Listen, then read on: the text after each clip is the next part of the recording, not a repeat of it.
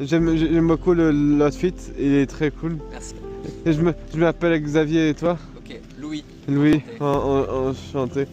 Euh, eh, eh, eh, Est-ce que tu connais une personne qui bégaye ou pas?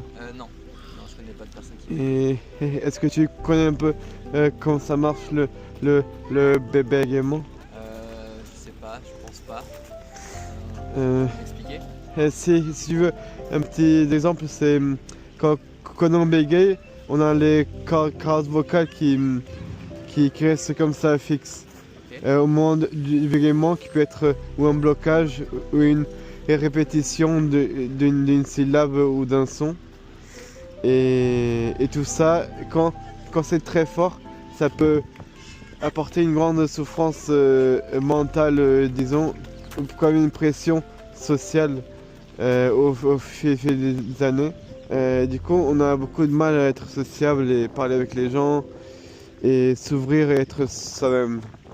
Ouais. Une personne qui bégaye devrait avoir peur de parler ou, Ah bah non. ou pas du tout. Avoir peur?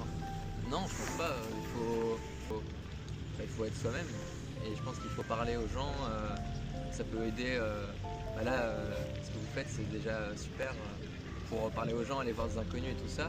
Mhm. C'est s'entraîner à parler et puis c'est pas avoir peur. Parce que les gens qui vont critiquer pour ça, bah, ils sont tristes. Il n'y a pas de raison de critiquer les gens qui bégayent.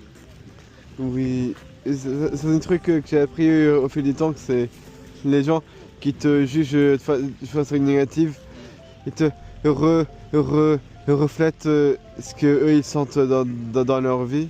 Ah ouais, c'est vrai. Et donc,